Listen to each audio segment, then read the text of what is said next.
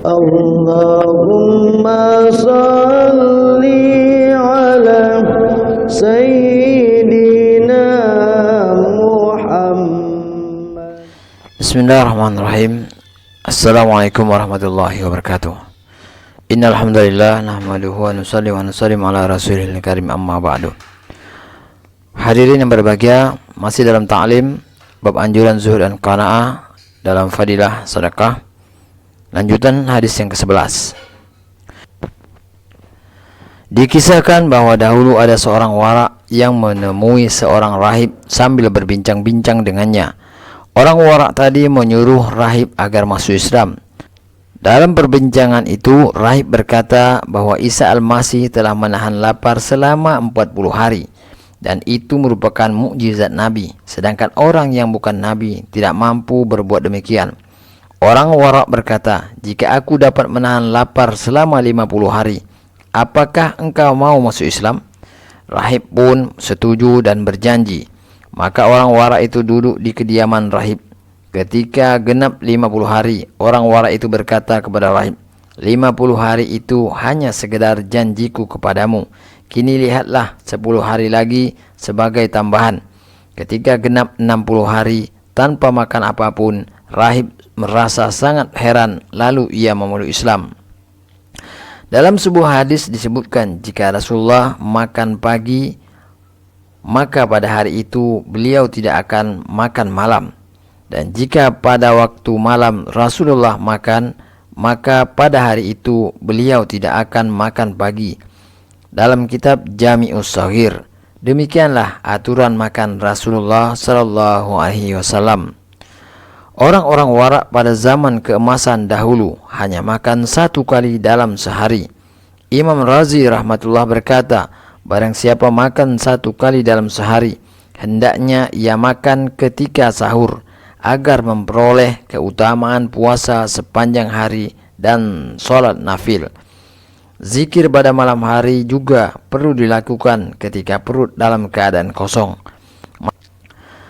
Malik bin Dinar rahmatullah alaih selama 40 tahun berkeinginan minum susu, tetapi ia tidak pernah meminumnya. Suatu ketika ia menerima hadiah buah segar, maka ia mempersilahkan teman-temannya, makanlah ini, aku sudah tidak menyentuhnya selama 40 tahun. Imam Ghazali rahmatullah alaih telah banyak mengutip kisah ahli wara yang menjalani kehidupan seperti itu. Berkat berbagai mujahadah mereka, karamah telah tampak pada diri mereka.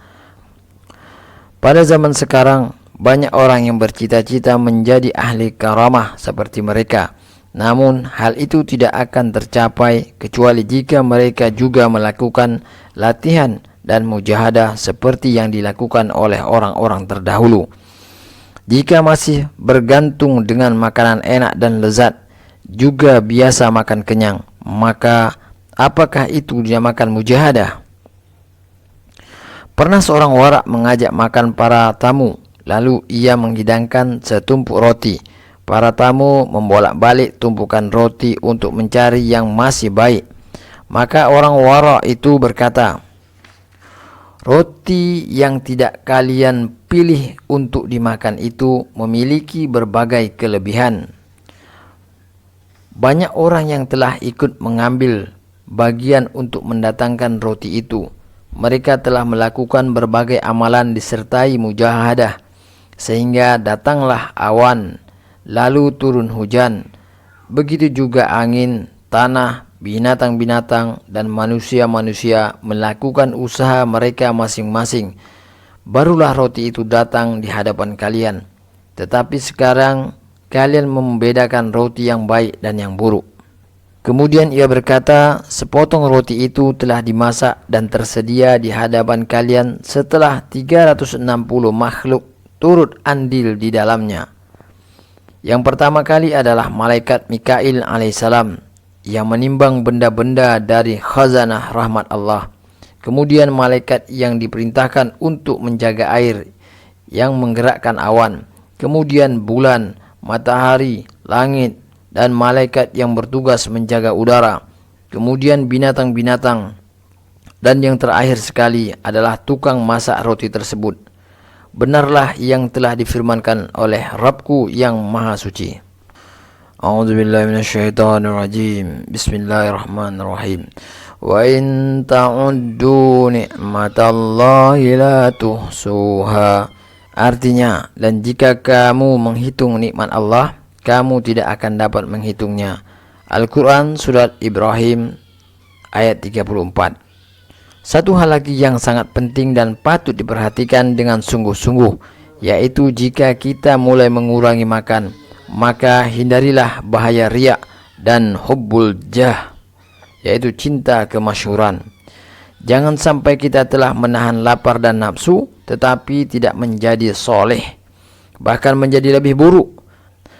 Alim ulama menulis bahwa barang siapa menghindari diri dari nafsu makan kenyang, tetapi terperangkap ke dalam nafsu ingin memamerkannya kepada orang lain, maka ibarat orang yang lari dari kalajengking kemudian masuk ke dalam mulut ular. Ke dalam kitab Ihya. Jadi, sedikit makan adalah amalan yang terpuji dan memiliki banyak manfaat, baik dari segi dunia maupun agama, dengan syarat tidak menyebabkan lemahnya tubuh, tidak menimbulkan riya, dan tidak menimbulkan bahaya-bahaya lainnya. Bagaimanapun juga yang harus diingat dan dihormati adalah kehidupan Rasulullah, yaitu cara hidup Rasulullah yang suci murni dalam urusan muamalah, muasyarah, dan ma'isyahnya.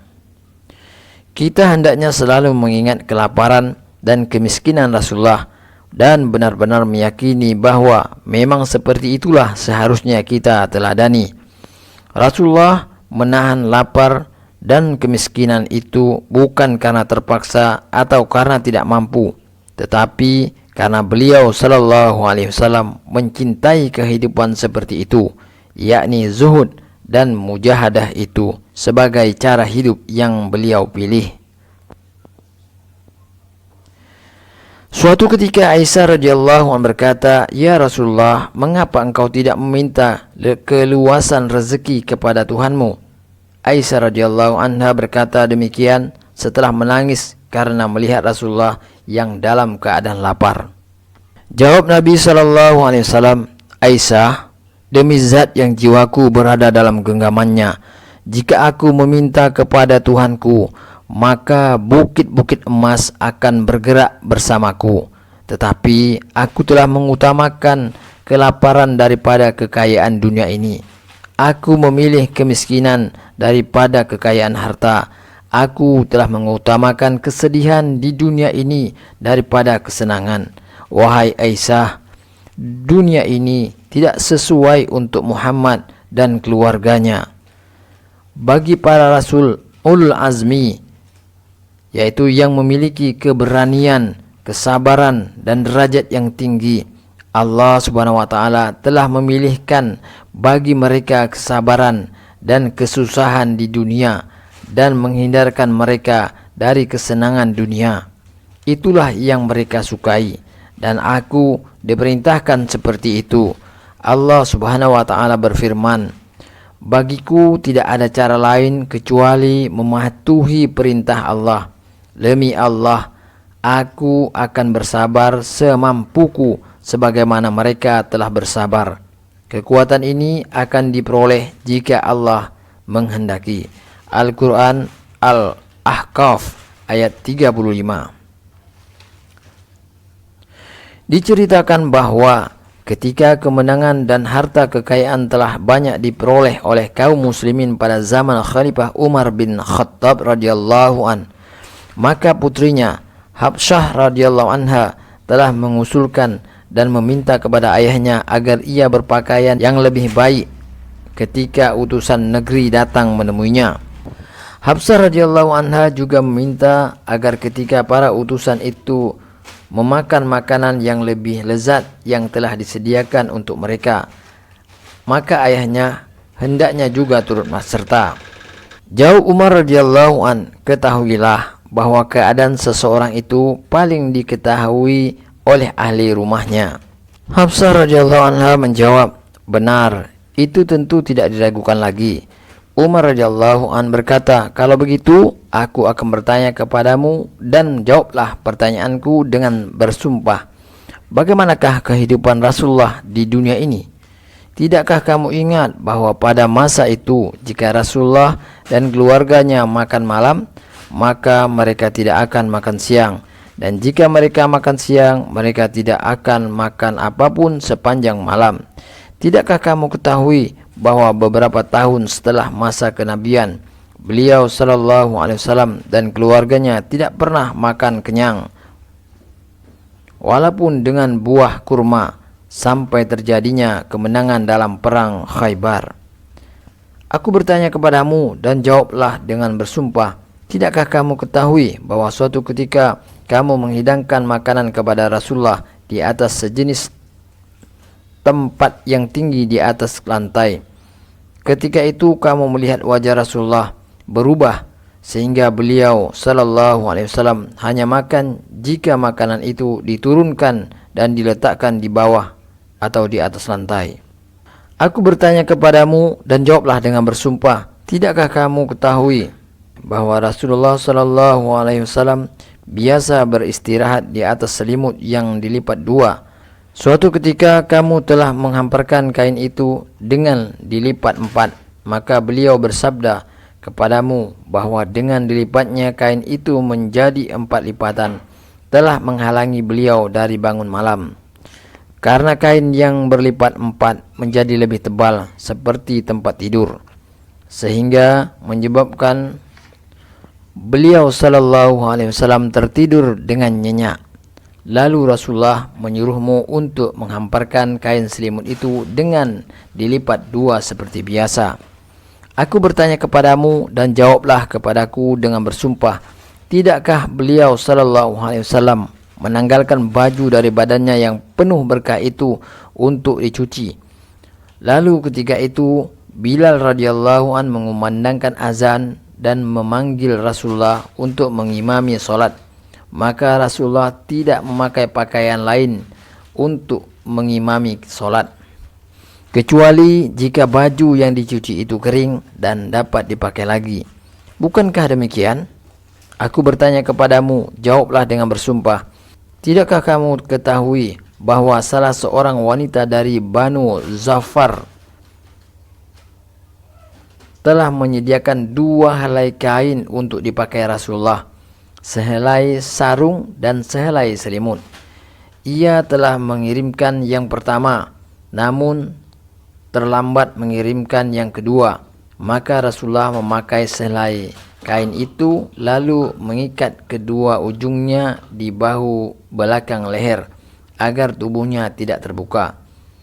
Kemudian Rasulullah pergi sholat, karena beliau sallallahu alaihi wasallam tidak memiliki pakaian lainnya untuk dipakai sholat. Demikianlah Umar radhiyallahu an juga menceritakan peristiwa lainnya. Apabila Hafsah radhiyallahu an mengingat peristiwa itu, ia akan menangis. Sedangkan Umar sendiri banyak menangis, bahkan sampai menjerit, sehingga karena tangisnya itu dikhawatirkan nyawanya akan tercabut. Dalam riwayat lain Umar radhiyallahu berkata, aku dan 2 orang sahabatku yaitu Rasulullah dan Abu Bakar radhiyallahu an ibarat 3 orang musafir yang menempuh jalan yang sama. Musafir pertama telah berhasil mencapai tempat tujuan. Begitu juga musafir yang kedua juga telah menempuh jalan yang sama dan telah sampai ke tujuan. Dan sekarang giliran musafir yang ketiga, yaitu aku. Kalau aku mengikuti jejak langkah mereka, niscaya aku akan sampai ke tempat tujuan dan bertemu dengan mereka. Tetapi jika aku menempuh jalan yang lain, maka aku tidak akan pernah sampai ke tempat mereka. Demi Allah, aku akan memaksa diriku untuk menempuh jejak langkah mereka dengan kesempitan dan kesusahan di dunia ini, agar aku juga memperoleh kehidupan yang sukses di akhirat sebagaimana mereka. Dalam kitab Ihya. Alhamdulillah, hadirin yang berbahagia, kita telah dengarkan ta'lim. Semoga apa yang kita dengar ini kita bisa mengambil pelajaran di dalamnya, dan semoga dengan rahman rahimnya Allah memberikan kekuatan pada kita untuk mengamalkan dan menyampaikan. Dan untuk sempurnanya majelis, kita tutup majelis kita dengan doa kifarah. Subhanakallahumma wa bihamdika asyhadu an la ilaha illa anta astaghfiruka wa atubu ilaik. Assalamualaikum warahmatullahi wabarakatuh.